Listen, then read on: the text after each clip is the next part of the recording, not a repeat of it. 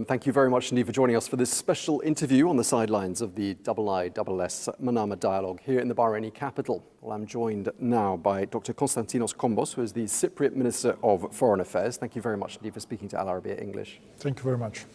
You gave an address at this summit in which you focused on the threat posed by Russia, Iran and the Houthis. What was your call to action? The point I was making was that we're facing, in general, a threat because of the situation in the Red Sea. This is affecting maritime navigation, it's affecting economies, and at the same time, there is not the same kind of horizontal or level playing field in the sense that the impact is not shared in the same way. One has to look at the insurance premiums. It's obvious that there is some preferential treatment taking place. So my call for action was basically we need a strategy. We need to raise the issue that this is important and affecting our interests collectively. And right now, I don't believe we have a coherent strategies to the military, the political, the financial, all the various aspects that could make up for a comprehensive strategy. Yemen is not exactly next to Cyprus. It's about 2,000 kilometers away from your country. So why are the Houthis and their activities such a focus for you, and why were they such a focus of your address? If we take as a yardstick the geographical proximity, Yemen is closer to us in terms of distance than Brussels.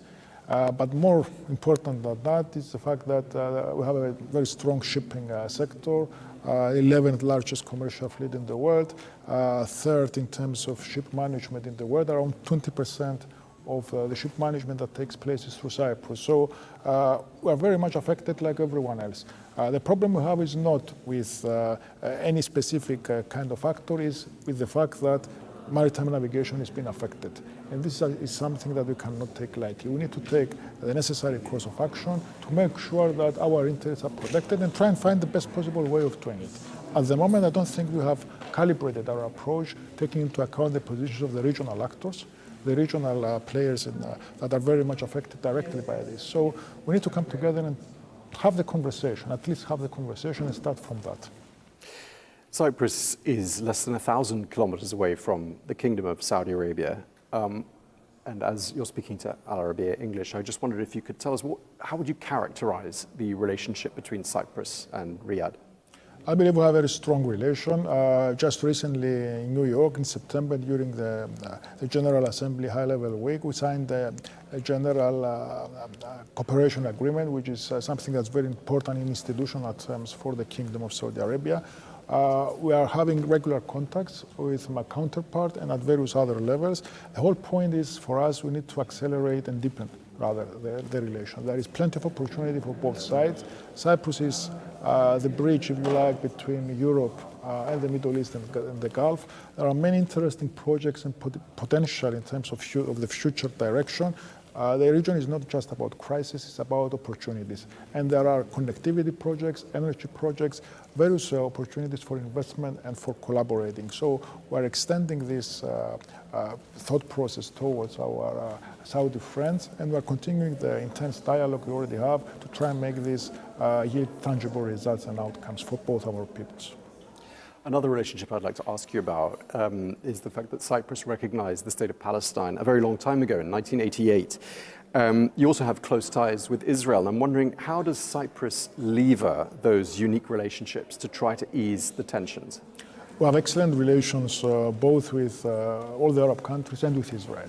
And this, we believe, puts us in a rather unique position in terms of also being a member state of the European Union. So these are not relations that have been formed or cultivated in the last 2 or 3 years. These are relations that have been growing for a number of years. They are built on trust, of course on mutual interest and honesty.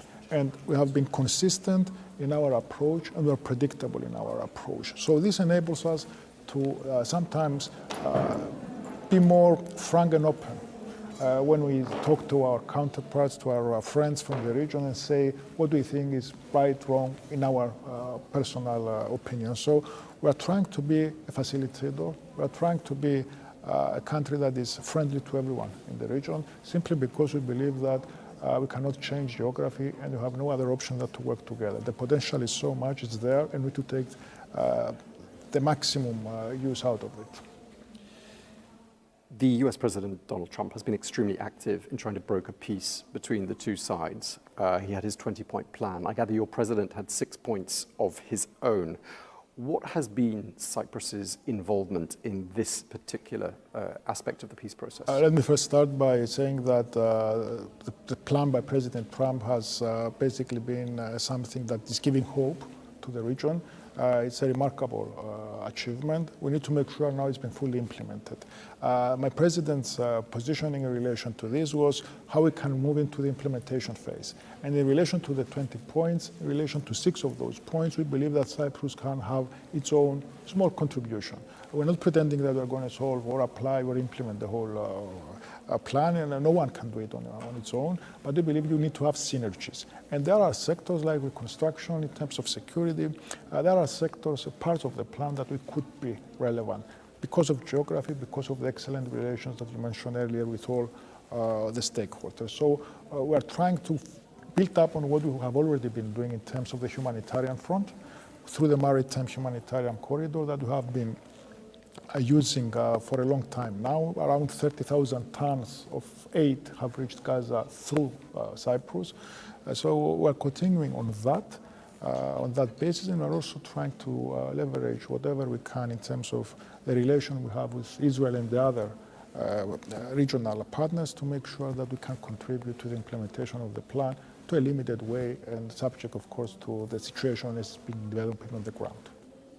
While we're talking about Israel, there have been numerous reports in the newspapers, including an expose run by Haaretz newspaper, an Israeli newspaper, shining a light on what it described as Israel's attempt to create a so-called backyard in Cyprus. They're talking about the Israeli buying of land parcels, property, and so on. Are you concerned that your country's neutrality could be affected by these developments?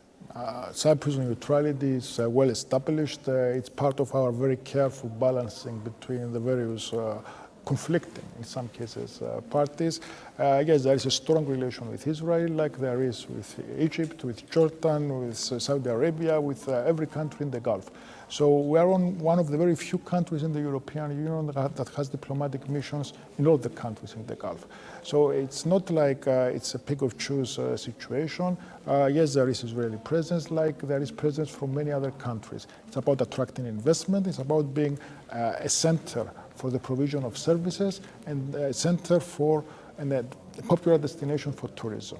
So part of it is also misinformation campaigns. We have heard in the past from various proxies that have targeted Cyprus, trying to create their own narrative in relation to the island. But I believe that, like every country, we have the right to define ourselves and how we position ourselves. And I don't think it's in anyone's right or privilege, if you like, to have the capacity to paint us in any color they want. We are having our own approach, our own foreign policy for the best interest of the Republic of Cyprus, primarily, then the European Union and our region as the closest partner to that region from the European continent. And just lastly, Dr. Kombos, Cyprus is going to take over the presidency of the EU in January. One of your priorities, I know, is migration. Just tell us, what do you think overall Cyprus is going to bring to the table? Cyprus is going to try and bring to the table the excitement and enthusiasm of a small state that has a presidency. For us, it's a huge challenge, and we're going to try and work the maximum of our capacity to come through as an honest broker.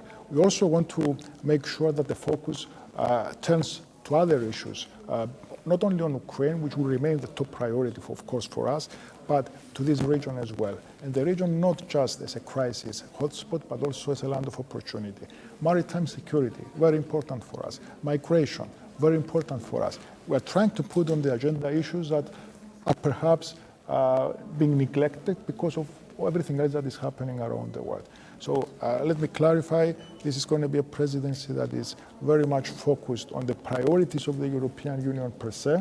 We have the MFF, which is basically setting up the financial situation in Europe for the next few years. We have to negotiate that.